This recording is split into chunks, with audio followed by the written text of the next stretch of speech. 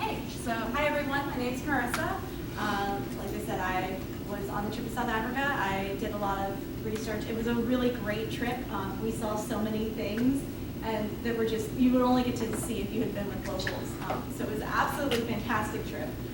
And so my research question that I was asking was about Afrikaners.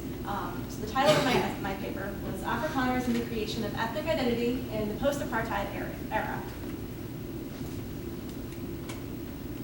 So my inspiration, basically from the second I knew I was going to South Africa, I started thinking about South Africa, and I kind of began to wonder, is South Africa really the rainbow nation that we've been told? Kind of in America, we had the understanding that like it's very inclusive, very multicultural, but I was thinking about it, and this was actually at the same time that we were having a lot of issues down in Ferguson and a lot of racial tension, and I was like, you know, it's been 50, 60 years since the civil rights movement here in our country, and we're still having a lot of issues. In South Africa, it's been 20 years. Have they really come very far? Have they actually been as inclusive as we think they are in just 20 years? You know, that would be great if it really is. So that's really the question that I wanted to ask. So I knew that the trip would be the perfect time to sort of question this thing that I've already always assumed is fact. So this is a picture we had from, I think, actually our first day. It was a coming of age ceremony, something that, again, we would never have been able to do if we were just coming on our own without Dingani. And so I thought that this was kind of just great because it's very emblematic of Zulu culture. It's very emblematic of inclusivity, of just the different ways in which different cultures have come together in South Africa. Zulus are a huge part of the country, and it's one of many other different cultures. Plus, also the colors are really, really pretty. So my organizing questions, they all involved understanding the scope of racial inclusion in South Africa.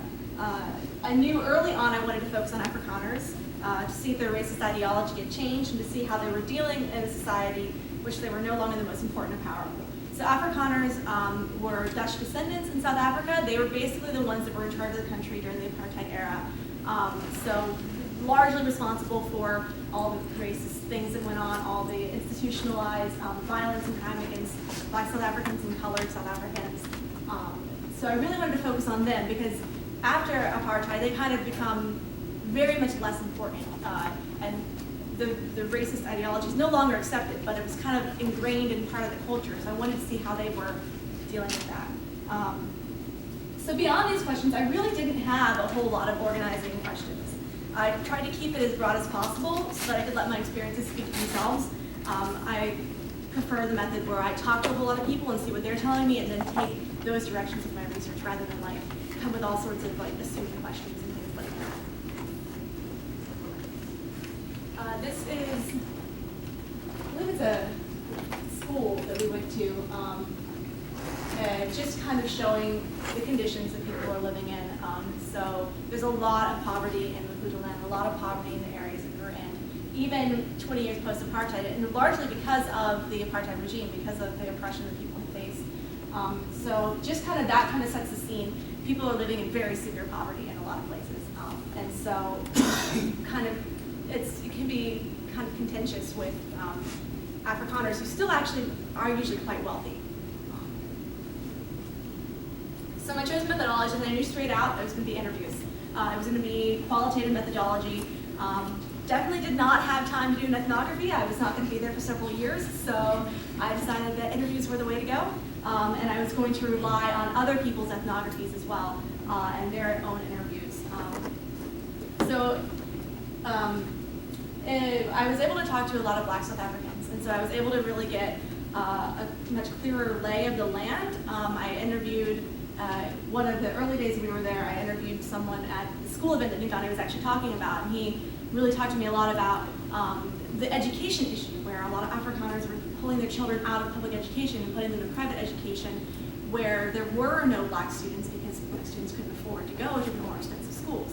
And so there were ways in which there was some sort of underpinning of racism even occurring just due to wealth distribution.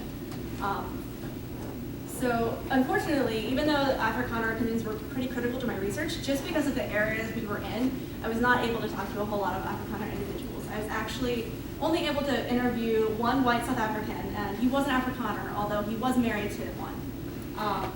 Furthermore, the interviews themselves were really challenging because I was asking some pretty intense questions, like, how do you feel about Black South Africans? How do you feel about the end of apartheid? How do you feel about various elements of racist ideology? And so that can get very, very tense and be a very uncomfortable conversation. So that was some of my challenges that I faced.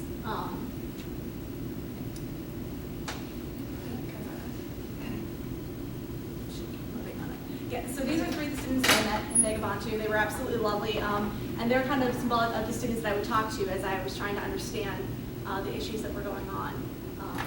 Some of the people who I interviewed. Fieldwork challenges, I spoke about this a little bit already. Interviewing the right people was huge, and asking the difficult questions is a really big problem. So in the end, I actually had to rely almost solely on interviews conducted by other researchers. And I initially wanted to keep a sort of young-old breakdown. I wanted to talk to young Black South Africans, old Black South Africans, young Afrikaners and old Afrikaners, to kind of understand how people's minds had changed post-apartheid, and also understand how people's minds had changed when they'd never grown up in the apartheid regime. Unfortunately, I wasn't able to keep that breakdown just due to the constraints of the research. So my results. Rainbow Nation, not so much, actually. I found evidence to suggest that the Rainbow Nation mythology was just that, a myth. Afrikaners seemed to have some definite problems with integrating, and Black South Africans did not believe that they had left their racism behind. I found that there seemed to be a sort of growing public-private duality in Afrikaners, where they would say things and act a certain way in public because they knew that certain elements of their culture were no longer acceptable. But in private conversation, many of the racist undertones were still there. Many times this happened in subtext. So in some of the interviews that I was researching, Afrikaners seemed not to realize that how some of the things they were saying and some of the words that they were using were very problematic, were very emblematic of racism. In one particular interview that I read, there's an expletive that they use for Black South Africans. I won't repeat it here because I just don't agree with using that sort of language. But the guy who was saying, you can't tell this expletive that he's an expletive. So even when he was saying you can't do this thing, he was doing the very thing that he was saying you can't do. So very, very problematic, clearly. So this kind of seems like it might be a throwaway picture, but it's actually really important. One of the issues for Afrikaners is that a lot of names are being changed. A lot of street signs, places, they used to be like Dutch names and Afrikaner names, and they're being turned into like names of the local cultures. And this is a problem because a lot of Afrikaners feel that like their culture is being stripped away. And so as I was doing the research, this came up over and over again, is that they were having a hard time. They felt like, don't we matter too? Well, whether or not that's true, it was a big issue for them. So the importance of my research. My research was very important to me because of my academic studies have all involved human rights. My eventual professional goal is to enter into either humanitarian aid or human rights fields. And so therefore being able to research and understand this issue and the challenges of post-apartheid community building was a perfect opportunity. I got to see social reconstruction in action, and I got to understand the challenges and the ways in which it failed. And recently, actually, just in the past couple of days, my research on community rebuilding has been very key because there have been recent attacks in Durban, xenophobic attacks where people were killed. And so questioning and contributing to the literature of community rebuilding at this time is really still very vital. The project was also personally very interesting for me because I got to take my own stereotypes and my own assumptions and perceptions of South Africa and challenge them with the facts I found on the ground. I was surprised by what I found, and it made me really do a lot of thinking from how I form my perceptions and understandings of a place I've never been to. So that's me.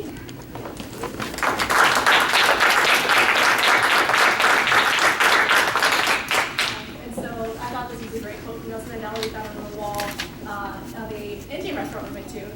And the quote, if you can't read it, says, "No one is born hating another person because of the color of his skin, or his background, or his religion. People must learn to hate, and if they can learn to hate, then they can be taught to love. For love comes naturally with the human heart, then it's opposite."